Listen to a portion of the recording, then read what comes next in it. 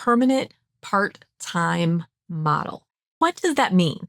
For me, permanent part-time means that you're working the same amount of hours all year long. You are working part-time hours, which means you are working less than 40 hours a week, and you are able to maintain that. It's not seasonal. It is all year long. And for us, those permanent part-time people, which is everybody on the team, it's something that we hire to, and it is something that we can manage to. And it's also something that is really important to me.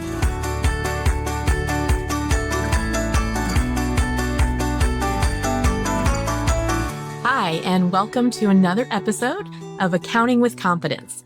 I'm your host, Beth Whitworth, and I am here today to talk to you about a employment model, building my team, that I have really leaned into and have managed to make it something that it's all I do. And that model is having a permanent part-time model. And what does that mean? For me, permanent part-time means in our industry that you're working the same amount of hours all year long. You are working part-time hours, which means you are working less than 40 hours a week, and you are able to maintain that. It's not seasonal. It is all year long.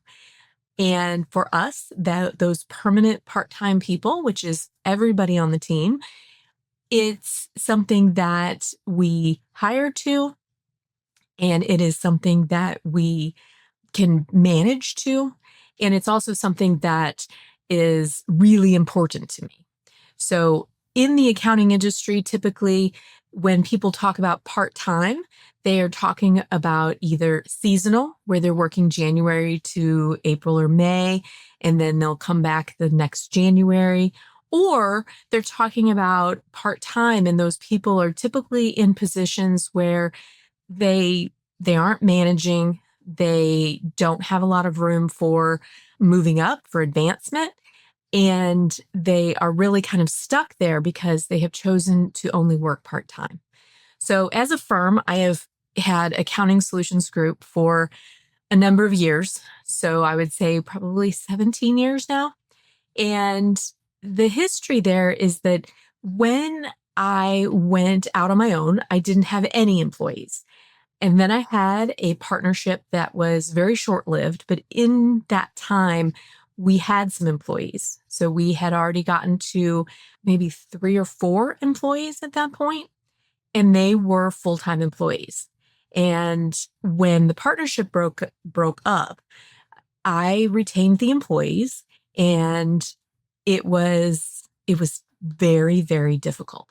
So we didn't have a lot of systems in place. We didn't have processes in place. Everybody was in the office, and there was lots of pressure on me to make sure we succeeded, somewhat in trying to overcome the failed partnership. Also, there was a lot of hours managing those 4 people. And for me, there was a lot of stress and not a lot of benefits. So the cost was high, the stress level was high, and I don't know that since we didn't have a lot of processes and we probably did not have enough work for those 4 full-time people, it became really something that I was not enjoying. And so we kind of worked in that environment for a few years, really. And we started to make changes as a reaction, not necessarily proactively, in having people go part-time. And so one person, so I had one full-time person who she wasn't great at doing that public accounting thing where you're hopping from task to task, client to client. Sometimes you're doing tax returns, sometimes you're doing bank reconciliations, and you're always working with different clients. And that was something she wasn't great at. And so I sacrificed her to a client who we had a lot of work for and said, okay, if you hire her, you can do all the work that we're doing in-house. And so I didn't keep that client except in a tax capacity for many, many years. And she was able to go be successful somewhere else. So it was mutually beneficial at the time. And so that started to reduce some payroll costs. We also had a long-term member of the team that she she didn't leave. She went on maternity leave. And I knew that that was going to be a risk that she was going to want to come back part-time. And I was prepared for that. And she did. And so she was full-time and she came back part-time. And so that worked out well in, again, starting to reduce that level of management on the team and having, not enough work to support everybody. We also we lost some people to some personality conflicts, whether it was personality conflicts that were impacting client service or personality conflicts with me. And we chose not to replace those people on a full-time level. But we were struggling with replacing people on a full-time level. I hadn't quite embraced that let's everybody be part-time yet, because that was not the norm. That is not what the industry typically dictates.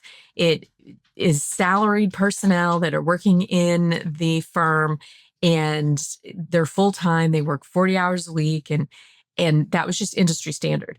And as I was hiring to those, one, it was costly, it was difficult to find, but also, I ran into a situation where even though they were signed on with me full time, they were working a side job, or they were working a side job plus doing accounting and bookkeeping for other clients. And so it was, so they were exhausted, they weren't giving good client service. And so that didn't work out. Or we would get some people who I believed in the interview were great and knew how to do all the things they said they could do, and they ended up being unproductive or unreliable. And that was very, very discouraging for me. Very. I mean, I was really struggling. I was really struggling. And it was probably around 2014, 2015, so a good 10 years ago. And I felt like I was on this hamster wheel of trying to get the right people in the right seats who really understood what I was doing. And at this point, I didn't really understand my leadership style as well. I didn't understand, kind of some of my things that I need to hire to, there's some characteristics I have that I need to have people who can balance that out. So as we started to hire again, we started with bringing in the administrative position where we hadn't had one. When we started and I had those 4 full-time employees, they were 4 full-time accounting people. We didn't have an administrative person. We didn't have somebody answering the phones. So everybody was kind of sharing in that load. And so when we finally got to the point where we're like, okay, we need to hire an admin, I said, okay, let's do somebody who is part-time. I'm thinking a mom whose kids are going to school, they get them on the bus, they come in, they do administrative work for us, and then they leave to go get their kids off the bus. And I thought that would work out great. What we ran into a lot of times was that administrative position, the person actually either wanted to really be an accountant, and so they were coming in to work for an accounting firm, hoping that on this administrative level, since that's what we were hiring for, maybe they could move into a bookkeeping role. And we did that a couple of times. And that was hard on the administrative job because we never had any consistency there. And the other part we would get sometimes is and part of it, I will admit that it was very poor hiring practices on my behalf, but we would get people who didn't take the job seriously. They would say, okay, it's part-time, which means it's flexible, which means I can deal with, what I want to do personally while I'm on the clock. I had somebody who actually was taking classes, like online classes, while she was working for me. That was a little Yeah. Again, discouraging. It was very discouraging. So it was on me for not hiring to the role, not defining the role, all of those things. But we did realize that part-time is all we really needed. That's all we needed in an administrative person. So, we found some people. We had, friend of a friend. We tried that, and super part-time people acted like it was they could just get the work done whenever they wanted. And we were still stressed out with trying to keep the full-time people productive and a certain percentage billable and all of those things to maintain their salaries. And it was stressful, still very, very stressful.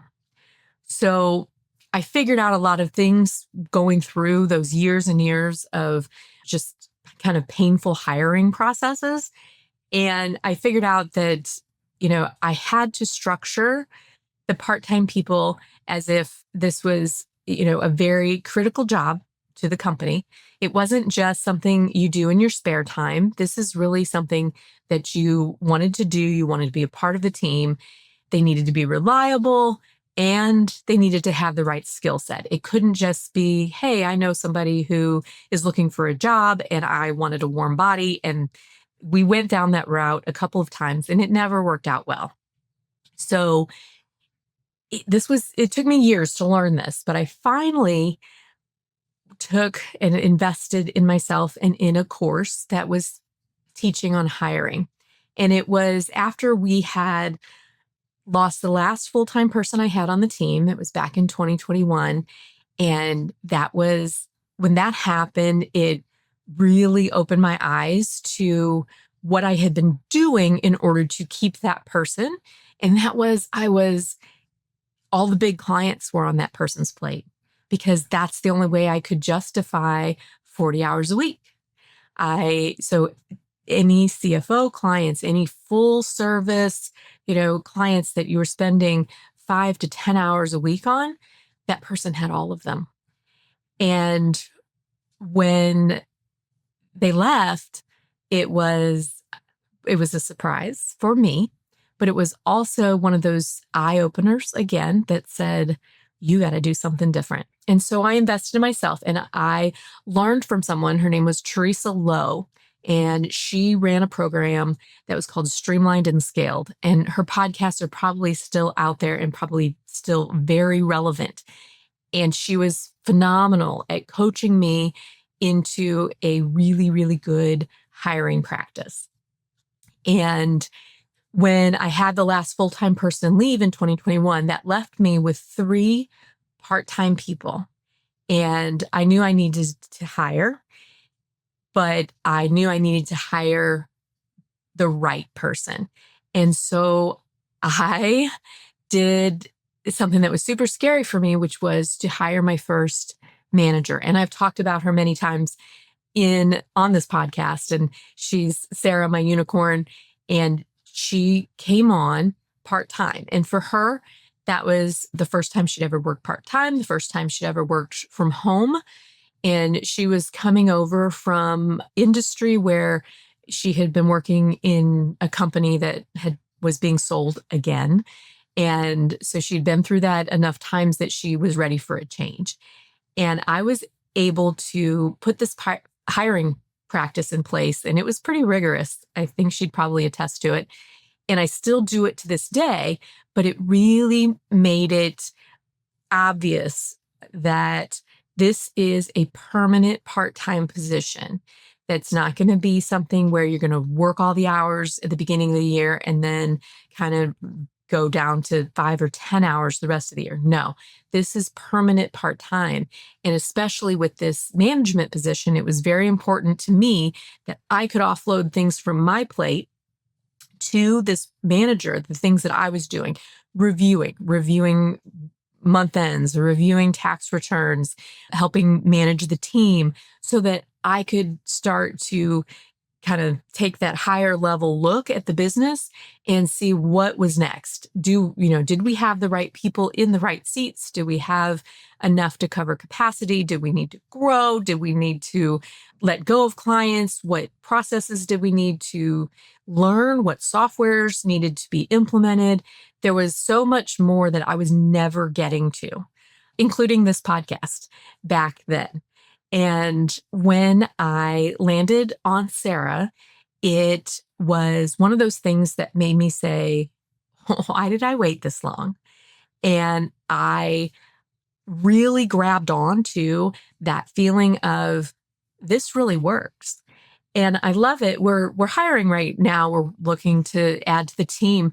And one of the things that when we're interviewing, Sarah and I are both on those calls, but one of the things she always says to these people, and it really made me know that we were on the right track, is that she says it feels like a full-time job, not in the hours, but in the expectations. And so you have the benefits and you have the responsibility and you have the accountability and you have the opportunity for advancement. And it feels like a full-time job. It's managed like a full-time job, but you have the flexibility to still be able to work, on yourself, on your family, on that balance between things. So when she says that it feels like a full-time job is not a negative. We try to encourage people to understand that we want this to be the thing that when you're working, that's what you're focused on. This isn't one of multiple part-time jobs that you are putting together to, kind of fill your needs, but we want you to be balancing your family with your job, not, balancing, 4 part-time jobs just and doing our stuff on the side. So I get a lot of pushback when I talk to other people in the industry saying part-time people are too hard to manage.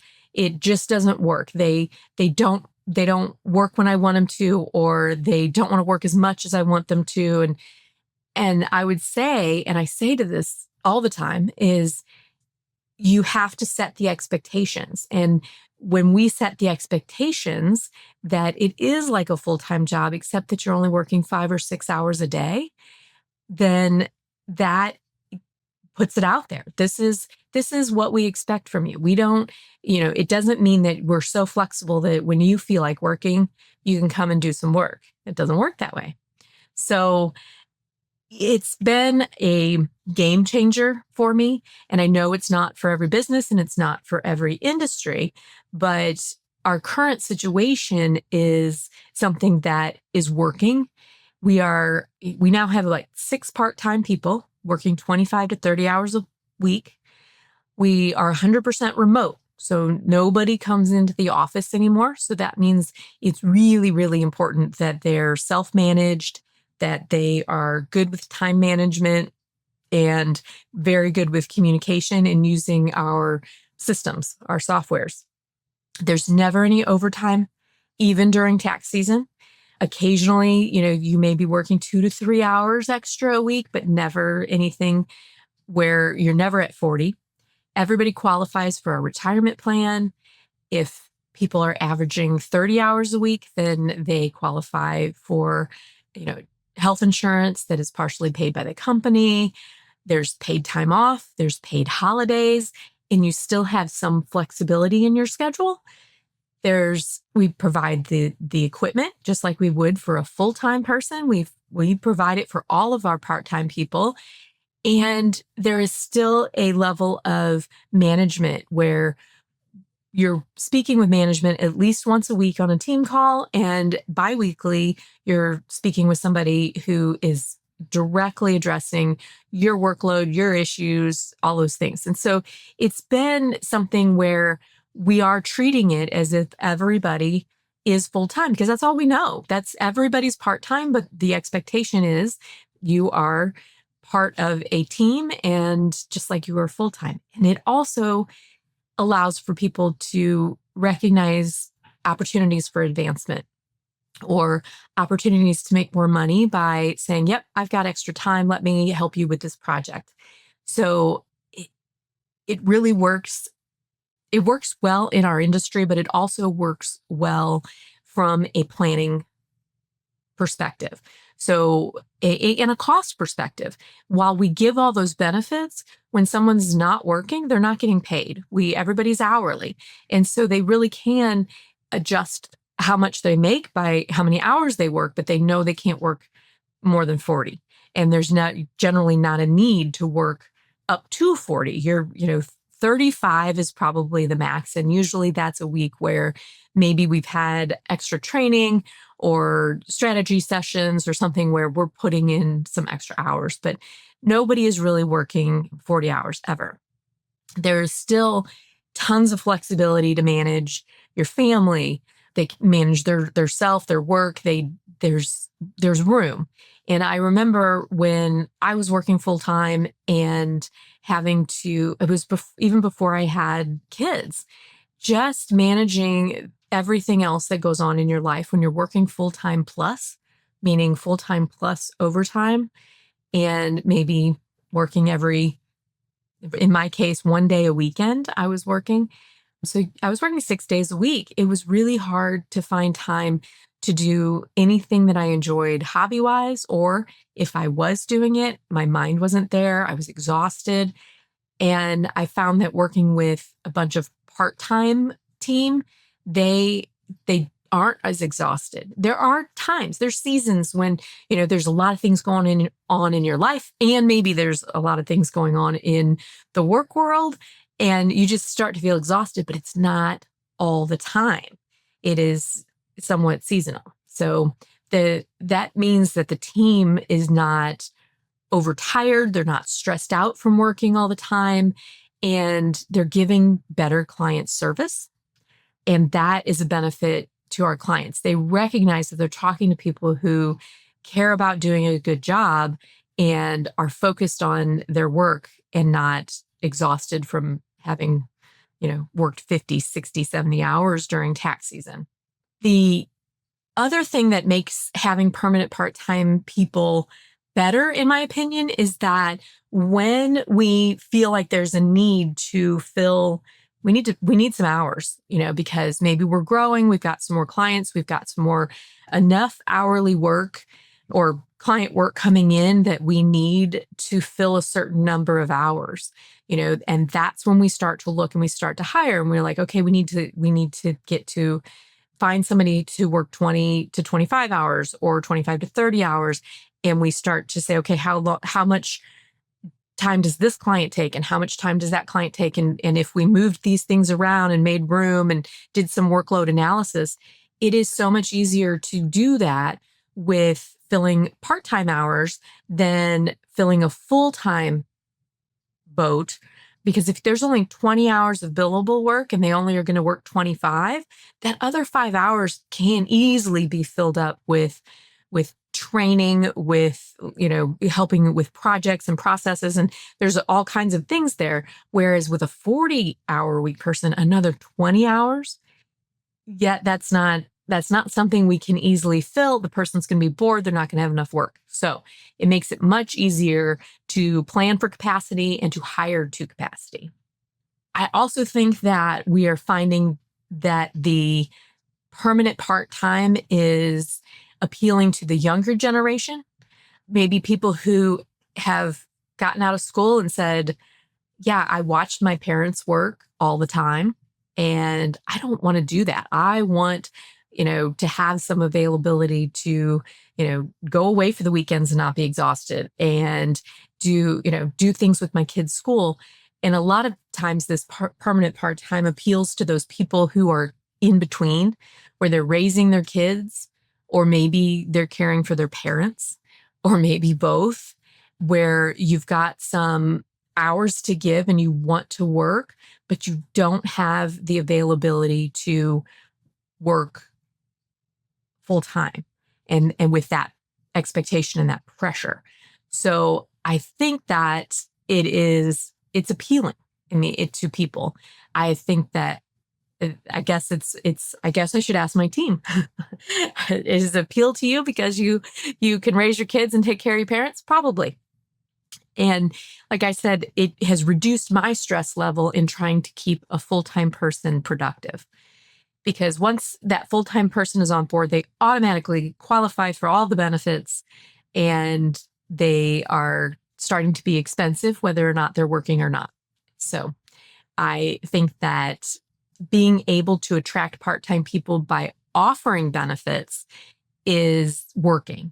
And I think before I was offering the benefits like health insurance, it was something where people weren't able to kind of make that transition, because a lot of people are needing to have health insurance. And if they're not going to work full time, they are going to have some place to get that insurance. So that was a huge pivot for me that made this model work, was to offer not just benefits in retirement and paid time off, even though you're part-time, we now have health insurance, full health insurance benefits. So but it's limited to, they have to be working at least 30 hours a week to qualify. And so that makes it that everybody's not on it. And so that works. It works for us. So why am I sharing all of this? Well, I want to throw it out there that it is something, whether it's in the accounting industry or even in another industry, it probably leans towards service related industries, but it's something that should be considered, especially as it gets more and more costly to hire. If you put a good hiring system in place and hire to the number of hours you need filled, I think it works. And for me, having a permanent part-time team with them still being able to give great client service and be available for the clients, I don't know that I will ever hire a full-time person again. I mean, I should never say never. I'm guessing that's probably something I should throw out there, that, you know, there could be a time, but I don't think so. Not anytime soon. I'm working towards being part-time in this business as well. And I'm not quite there yet, but there are weeks where I'm less than 40 hours a week. There are weeks that I'm more than 40 hours a week, typically not in the same, usually not consecutively. But I would love, love, love if we could make the industry of public accounting be more attractive to people with families, stay-at-home moms, stay-at-home dads, new parents, caregivers, you know, people who are experiencing, you know, things with, you know, a loved one or a spouse that's going through an illness. And you still need that, I guess, that structure of working and something to keep your mind going. And I think if we made public accounting something where that is something that can work for those people who only want to work part-time, and structured it that way, and you weren't penalized for working part-time, meaning you weren't able to qualify for promotions or raises or having any type of client responsibility or anything like that. And, you know, I fully intend to continue to add management to our firm, which means I would love for that to come up through the ranks of our part-time people, and those managers would still be part-time. And that's my goal. I want to have this permanent part-time model that benefits everybody. It benefits me, it benefits them, and then it benefits our clients. So by having such a thing in place where we can, you know, hire to a certain number of hours, we can promote from within and maintain the part-time status, you can still qualify for benefits. It's like having that full-time job without having to work the full-time hours. So that's what I'm passionate about this week, is sort of defending my permanent part-time model, because it is something that is unusual in the industry, and it is something that people often say, yeah, I tried that, it doesn't work. Well, I'm here to say that it can work. You have to work at it, though. You have to treat every part-time position as if it is a full-time position. You need a job description. You need expectations. You need, what are they going to be doing? When are they going to be doing it? You have to define it all. And if you do that and stick by it, then hold them to it, you can have a great team. And I currently have a great team. And everybody is, they're reliable, they're accountable, they're getting their work done, and the clients love them. So for me, it is a win-win. And hopefully you listen to this and you think, okay, maybe it's something I should try. It's, like I said, it's not for everybody and it's not for every industry, but for the accounting industry and other service industries, I think it could be a model that is very successful. Okay, everybody, that's all I have. I will hop back off my soapbox. I seem to say that a lot lately, but you can tell when I'm kind of passionate about something. So I will remind you that if you want to build a business that you love, it's up to you. And I'll talk to you next time.